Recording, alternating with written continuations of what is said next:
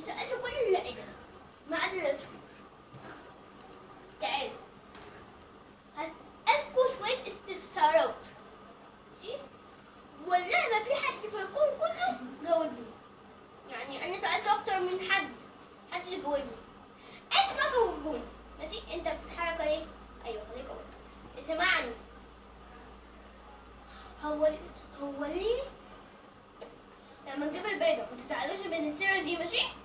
نجيب البيضة، بس البيضة بتاعتكوا ده بتاعت الفرخ، جيبوا بيضتين نكسرهم في بعض، واحدة بس هي اللي تتكسر، واحدة التانية لا. جاوب. بتقعدي الفرخة تجيبي واحدة هنا وواحدة هنا، أكسرها، واحدة بس هي تتكسر. جاوبيني. عصفورة. أنت عصفورة ولا عصفورة؟ عصفور. جاوبني. عصفور جاوبني. خلاص اسألكوا سؤال تاني عشان يبقى شكل البيضة مزعلكوا، ولا بتاعت الفرخة مش بتاعتكم، ماشي؟ هو ليه معجون السنان؟ انتوا طبعا عشان تغسلوا سنانكم مالكوش دعوة بالحاجات دي، صح؟ احنا بقى ليه نيجي معجون السنان نجيبه نفتحه نلاقيه لون عادي؟ ليه مش بيختلوا جوه العين؟ جاوبوني بسرعة عشان انا خلاص عقلي هيفرقع من كتر التفكير. جاوبوني. سفير. جاوبوا. طب حتى سوسو طيب، انا مش هفهم السوسوة بس سوسو طيب. خلاص. السؤال الجاي ايه افتكر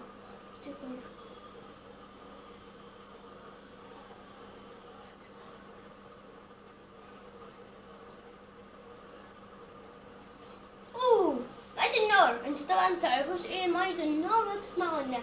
انا مش عارفة اصلا بسألكوا الاسئلة دي. مية النار اصبر. ايوه اقف كده، ماشي؟ اسمع، بتكون محطوطة في ازازة بلاستيك، تيجي تحط على بلاستيك تخليه يتحرق. يا سبحان الله. طب اسألكوا سؤال تاني، بدل انتوا كل الاسئلة دي مش بتجاوبوا عليها، انتوا شكلكم كده طلعتوا زي البني ادمين عشان تفهموا اي حاجة. ايوه السؤال اسأله ولا اسألكوا امير. انتوا عارفين ايه الامير ده؟ عمركم سمعتوا عنه اساسا، صح؟ الامير ده حاجة كده بتلزق الحجيج، هي بتحطها في علبة بلاستيك، ليه مش بتلزقها وبتلزق البلاستيك؟ ليه؟ مش تعرفوش؟ اصل مين انا؟ انا شفت اعلان من كام يوم اسمه 10 دقايق من الكارفور، بيبيع تراب ومدافن. انتوا طبعا متعرفوش حاجة ولا اسمها تراب ولا حاجة اسمها مدافن. انتوا كده بتموتوا بعد شهر، يعني بعد دقيقة الشهر تموتوا، نقوموا جايبين معلقتين تراب ونحطها عليكم، انتوا كده خلاص اتدفنتوا، صح؟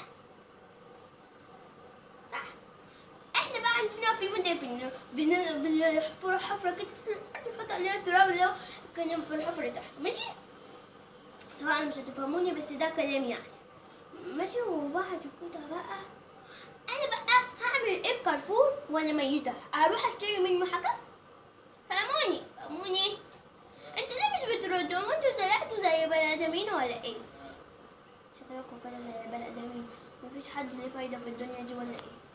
يلا انا بقى افضل افكر لوحدي ومش هحاول ان شاء الله.